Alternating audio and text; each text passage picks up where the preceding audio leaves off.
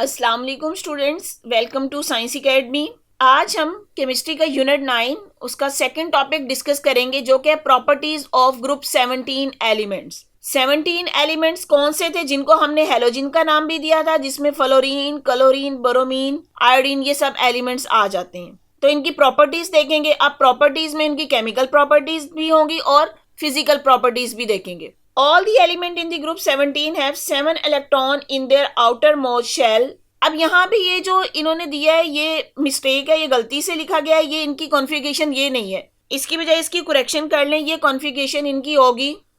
यहाँ पे ये वाली कॉन्फ़िगरेशन गलत लिखी गई है, इसकी करेक्शन कर लें। इसकी कॉन्फ़िगरेशन NH2NP5 है। आउटर मोस्ट शेल में 7 इलेक्ट्रॉन है, इसीलिए ये 17 ग्रुप एलिमेंट्स कहलाते हैं। अच्छा जी, इनकी प्रॉपर्टीज देखें। They are electronegative non metal. सबसे पहली प्रॉपर्टी क्या है? इलेक्ट्रोनेगेटिव नॉन मेटल्स हैं। नॉन मेटल्स हैं और इलेक्ट्रोनेगेटिव का मतलब है उनके ऊपर नेगेटिव चार्ज आता है। Because they have the strong tendency to accept one electron to become an anion. और यहाँ पे आपको रीजन भी बता दी गई है कि इलेक्ट्रोनेगेटिव क्यों है, क्योंकि इनकी टेंडेंसी है कि वन इलेक्ट्रॉन एक्सेप्ट कर लें और एन आइन में कन्वर्ट हो जाते हैं, इसीलिए इनको हम बोलते हैं they are electronegative element. Short question की फॉर्म में आपसे पूछा भी जा सकता है कि ग्रुप 17 एलिमेंट्स को इलेक्ट्रोनेगेटिव एलिमेंट्स क्यों कहते हैं, तो ये इसकी रीजन है। आगे जो बात की गई है, they exist as a diatomic molecule. Diatomic molecule की फॉर्म में एग्जिस्ट करते हैं। अब डायटोमिक का मतलब है, जैसे देखिए आप जहां भी क्लोरीन का यूज करते हैं आप लिखते हैं क्लोरीन के लिए Cl2, फ्लोरीन के लिए आप लिखेंगे F2, ब्रोमीन के लिए Br2। तो अब ये डाई एटॉमिक है, मतलब दो एटम मिलके एक मॉलिक्यूल बना रही है, इसीलिए हम इसको कह रहे हैं they exist as the diatomic molecule and behave as a very reactive non metal. atomic radii, melting and boiling point of halogen increase when you go down the group। अब यहाँ पे ये इसकी फिजिकल प्रॉपर्टीज बताई गई हैं क्या कि atomic radius, melting and boiling point down the group क्या करते हैं? इंक्रीज करते हैं, बढ़ जाते हैं। This is because the atom get larger as they have more electron. As a result the molecule which are form from these atom will attract each other with a stronger force. अब यहाँ पे आपको reason भी बता दी गई है कि down the group इनके मेल्टिंग पॉइंट क्यों इंक्रीज कर रहे हैं, क्योंकि ये डायटोमिक मॉलिक्यूल की फॉर्म में है। ये इन दोनों के एटम एक दूसरे को बहुत स्ट्रांगली अट्रैक्ट करेंगे, लेकिन जैसे जैसे डाउन द ग्रुप आप जाते जाएंगे इनका एटॉमिक साइज बढ़ रहा है, जिसकी वजह से उनकी अट्रैक्शन फोर्स है वो भी बढ़ रही है और एक दूसरे को मजबूती के साथ वो पकड़ेंगे, जिसकी वजह से डाउन द ग्रुप इनके मेल्टिंग पॉइंट और बॉइलिंग पॉइंट इंक्रीज करते हैं। This is the reason why the melting and boiling point of bromine and iodine are higher than those of the chlorine and fluorine. तो यही reason है कि जैसे down the group जाएंगे bromine और iodine का मेल्टिंग और बॉइलिंग पॉइंट क्लोरीन और फ्लोरीन की निस्बत हाई है। अच्छा, ये इनकी फिजिकल प्रॉपर्टीज डिस्कस की गई हैं। अब ये जो इस पैराग्राफ में ये एक्चुअली इनकी केमिकल प्रॉपर्टीज के बारे में बताया गया है। Halogen react with alkali and alkaline earth metal to give salts. These elements are thus named as halogens। क्योंकि ये अल्कली या अल्कलाइन अर्थ मेटल के साथ रिएक्ट करें तो साल्ट बनाते हैं, इसीलिए इनको हेलोजेंस का नाम दिया गया है, which means salt forming elements। Unlike metals, the reactivity of halogen decrease from top to bottom in the group। अब यहाँ पे डाउन द ग्रुप जाते जाएं तो इनकी रिएक्टिविटी डिक्रीज करती है। अब यहाँ पे आप एक पॉइंट नोट करें, हमने फर्स्ट ग्रुप एलिमेंट के बारे में बात की थी, तो फर्स्ट ग्रुप के एलिमेंट का जब देखा था तो हमने कहा था वहां पे डाउन द ग्रुप उनके मेल्टिंग पॉइंट डिक्रीज करते हैं, लेकिन ग्रुप 17 एलिमेंट के देखें क्या कहा है? इंक्रीज करते हैं। यहाँ पे आपसे क्वेश्चन पूछा जा सकता है कि दोनों के दरमियान आप डिफ्रेंशिएट करें कि ग्रुप 1 एलिमेंट और ग्रुप 17 एलिमेंट्स का डाउन द ग्रुप जाएं तो मेल्टिंग या बॉइलिंग पॉइंट पे क्या इफेक्ट होता है। अब इसी तरह यहाँ पे बात की गई है कि इनकी reactivity down the group decrease करती है, जबकि अल्कली मेटल्स के बारे में हमने पढ़ा था कि डाउन द ग्रुप जाते जाए तो उनकी रिएक्टिविटी इंक्रीज करती है। यहाँ पे मैं आपको इन दोनों ग्रुप का कंपैरिजन बता रही हूँ, क्योंकि ये आपसे कंपैरिजन की फॉर्म में भी क्वेश्चन पूछा जा सकता है। This is due to the fact that atomic size increases down the group and tendency to accept electron from other atom decreases, making them less reactive। कि जैसे जैसे डाउन द ग्रुप जाएं एटॉमिक साइज तो बढ़ना ही है, लेकिन atomic size के बढ़ने के साथ साथ एटम को एक्सेप्ट करने की एबिलिटी कम हो जाती है। तो जब वो उसकी टेंडेंसी नहीं रहेगी कि वो किसी इलेक्ट्रॉन को एक्सेप्ट करे, तो जाहिर बात है उसकी रिएक्टिविटी कम हो जाएगी, क्योंकि ग्रुप 17 के एलिमेंट एक इलेक्ट्रॉन लेके एन आइन में कन्वर्ट होते हैं। तो जैसे जैसे डाउन द ग्रुप जाते जाएंगे वो उनकी टेंडेंसी उस इलेक्ट्रॉन को एक्सेप्ट करने की कम हो जाएगी, इसी वजह से उनकी रिएक्टिविटी भी कम हो जाएगी। जी, यहाँ पे फिर दोबारा से एक फिजिकल प्रॉपर्टी की तरफ आ गए हैं। आपको कलर के बारे में बताया गया है। Fluorine gas is pale yellow, chlorine gas is yellowish green, while the bromine is fuming red brown liquid है। Iodine exists as the shiny grey crystal which easily turn into dark purple vapors when they are warm up। अब यहाँ पे एक बात note देखें, fluorine gas है, chlorine भी gas है। फ्लोरीन का पेल येलो कलर, क्लोरीन का येलोइश ग्रीन। लेकिन अब ब्रोमीन की तरफ आए तो क्या कहा गया है, फ्यूमिंग रेड ब्राउन लिक्विड, तो ये लिक्विड में चेंज हो रहा है। फिर iodine exist as a shiny grey crystals, shiny grey crystals की फॉर्म में। अब क्रिस्टल क्या है, सॉलिड की फॉर्म में। तो यहाँ पे जो डिस्कस किया गया है, डाउन द ग्रुप आते जा रहे हैं, पहले दो एलिमेंट गैस थे, फिर वो लिक्विड, और लास्ट में आके क्या है, वो क्रिस्टल्स की फॉर्म में आ गए हैं। जी, नेक्स्ट जो प्रॉपर्टी डिस्कस की गई है, metal halides are form when halogen react directly with alkali and alkaline earth metal. जब भी मेटल्स हेलोजिन्स के साथ रिएक्ट करेंगी तो उसको मेटल हेलाइड में कन्वर्ट कर देंगी। अब मेटल कौन सी हैं, अल्कली मेटल हो सकती हैं, सोडियम पोटाशियम, इसी तरह सेकंड ग्रुप के एलिमेंट हो सकते हैं, कैल्शियम मैग्नीशियम हो सकते हैं। हेलोजिन्स के साथ रिएक्ट करेंगी तो वो मेटल हेलाइड्स में कन्वर्ट हो जाएंगी। जैसे सोडियम क्लोरीन के साथ रिएक्ट करेगी तो सोडियम क्लोराइड बना देगी, कैल्शियम ब्रोमीन के साथ रिएक्ट करेगी तो कैल्शियम ब्रोमाइड बना देगी। तो metal halides behave usually as ionic compound. तो जितने भी बनने वाले ये मेटल हेलाइड्स हैं, ये एक्चुअली आयनिक कंपाउंड्स हैं। आयनिक कंपाउंड के बारे में आप इससे पहले पढ़ चुके हैं। अब यहाँ पे आप इसका केमिकल रिएक्शन भी लिख सकते हैं मेटल हेलाइड्स का। जैसे कोई मेटल है सोडियम, अल्कली मेटल है, वो रिएक्ट करेगी क्लोरीन के साथ तो ये सोडियम क्लोराइड में कन्वर्ट होगी। सोडियम क्लोराइड क्या है, एक मेटल हेलाइड है, तो ये एक आयनिक कंपाउंड बना है। आप इसकी एग्जांपल दे सकते हैं, ये इसकी एक केमिकल प्रॉपर्टी एक्सप्लेन की गई है। तो अब क्वेश्चन में आपसे यहाँ पे इसकी केमिकल प्रॉपर्टीज अलग पूछी जा सकती हैं, फिजिकल प्रॉपर्टीज अलग पूछी जा सकती हैं, या लॉन्ग क्वेश्चन की फॉर्म में एक ही तरह पूछा जा सकता है कि इसकी फिजिकल और केमिकल प्रॉपर्टीज के बारे में आप डिस्कस करें। तो आपने ये सारी डिस्कशन करनी है। जी, नेक्स्ट एक इंपॉर्टेंट डिस्कशन की गई है ऑक्सीडेशन और रिडक्शन के बारे में। अब ऑक्सीडेशन क्या होता है और रिडक्शन क्या होता है उसको समझते हैं। सबसे पहले देखें ऑक्सीडेशन की definition. Oxidation is a process in which an electron is lost. Means कोई भी एलिमेंट जब अपना एक इलेक्ट्रॉन लॉस्ट कर दे तो उसको हम बोलते हैं वो ऑक्सीडेशन प्रोसेस हो रहा है। The substance which loses an electron is called a reducing agent. अब रिड्यूसिंग एजेंट क्या है, जो एटम अपना इलेक्ट्रॉन दे खुद वो ऑक्सीडाइज हो रहा है, लेकिन वो अपना इलेक्ट्रॉन जब किसी दूसरे को दे रहा है तो उसको रिड्यूस कर रहा है, इसलिए उसको हम बोल रहे हैं वो रिड्यूसिंग एजेंट है। अब यहाँ पे एग्जांपल देखें, सोडियम ने अपना एक इलेक्ट्रॉन रिलीज कर दिया, सोडियम आयन में कन्वर्ट हो गया, ये कैटाइन है। अब क्योंकि इसने इलेक्ट्रॉन लूज किया है, इलेक्ट्रॉन दे दिया है, तो इस प्रोसीजर को हम बोलेंगे ऑक्सीडेशन। तो इसका मतलब हुआ कि जब भी कोई एलिमेंट या कोई एटम अपना एक इलेक्ट्रॉन लूज कर दे तो इस प्रोसेस को हम बोलते हैं ऑक्सीडेशन। और ये जो एटम है, जैसे सोडियम है, ये एलिमेंट, ये रिड्यूसिंग एजेंट होगा। अभी मैं अगली एग्जांपल भी आपको पढ़ाती हूँ, फिर ये आपको ज्यादा क्लियर हो जाएगा कि हम इसको रिड्यूसिंग एजेंट क्यों कह रहे हैं। अभी सिर्फ आप ये बात याद रखें कि जब भी कोई एलिमेंट या कोई सब्सटेंस, कोई एटम अपना एक इलेक्ट्रॉन रिलीज कर देता है तो इस प्रोसीजर को हम बोलते हैं ऑक्सीडेशन। और इसके अगेंस्ट रिडक्शन क्या होता है। On the contrary, reduction is the process in which an electron is gained। जिसमें कोई भी एलिमेंट अपना एक इलेक्ट्रॉन ले उसको हम बोलते हैं रिडक्शन। जैसे एग्जांपल दी गई है, क्लोरीन है, उसने इलेक्ट्रॉन लिया, chlorine negative ion anion में कन्वर्ट होगी, तो इसको हम बोल रहे हैं ये रिडक्शन रिएक्शन है।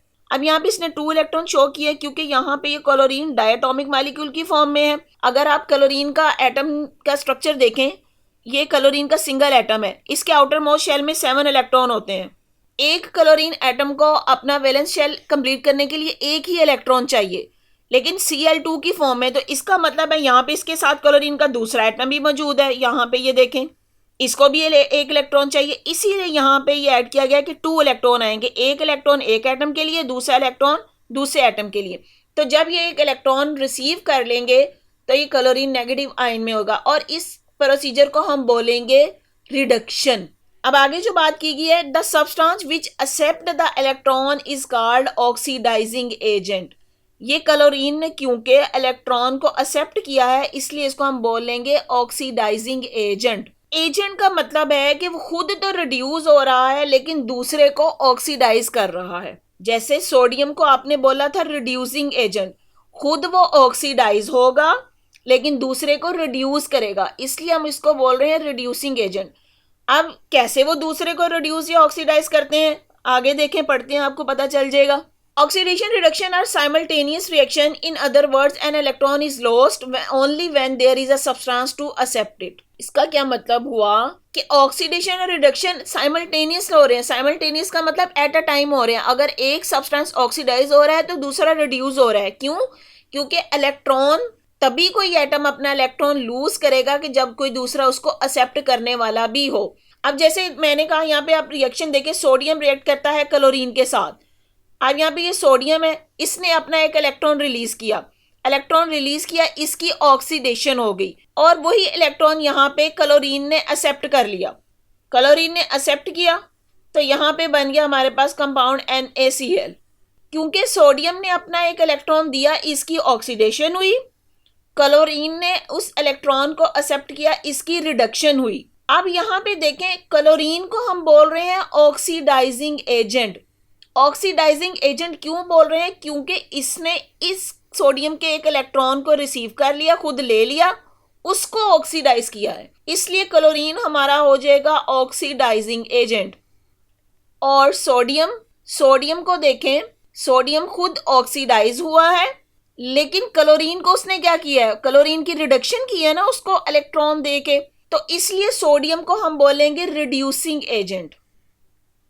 चले आगे देखें, हेलोजिन्स आर ऑक्सीडाइजिंग एजेंट। तो जितने भी हेलोजिन्स है वो ऑक्सीडाइजिंग एजेंट है। दोबारा बता दूं, ऑक्सीडाइजिंग एजेंट इसलिए है क्योंकि वो खुद इलेक्ट्रॉन एक्सेप्ट कर लेते हैं और दूसरों को ऑक्सीडाइज कर देते हैं। And their oxidising power decrease down the group, और डाउन द ग्रुप उनकी ऑक्सीडाइजिंग पावर कम होती जाएगी।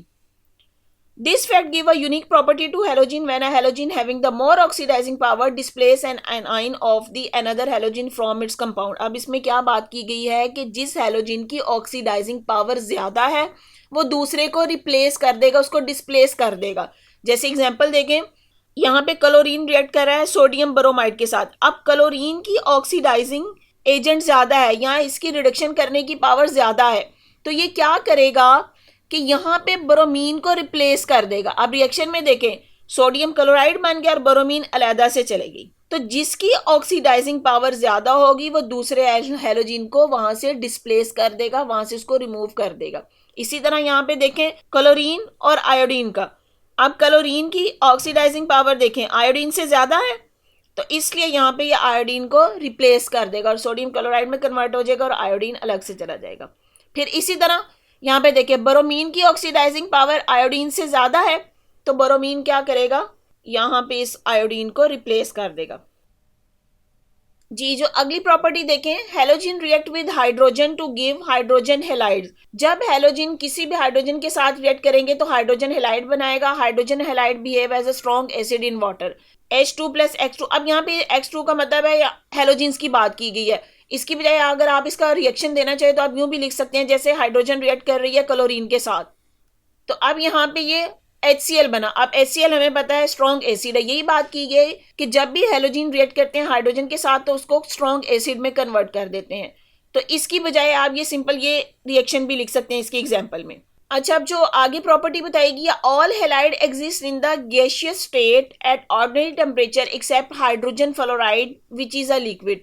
जब ये हेलाइड हाइड्रोजन के साथ रिएक्ट कर रहे हैं, उसका एसिड बना रहे हैं, तो ये मोस्टली जो है वो गैसियस स्टेट में होंगे, लेकिन किसके अलावा? हाइड्रोजन फ्लोराइड HF जो है वो लिक्विड फॉर्म में है। अब उसकी रीजन भी बता दी गई है कि हाइड्रोजन फ्लोराइड है वो लिक्विड में क्यों है और बाकी गैसियस में क्यों है। रीजन देखें, bond length between hydrogen and halogen increase down the group because as the halogen atom get bigger the bonding pair of electron get further away from the halogen nucleus।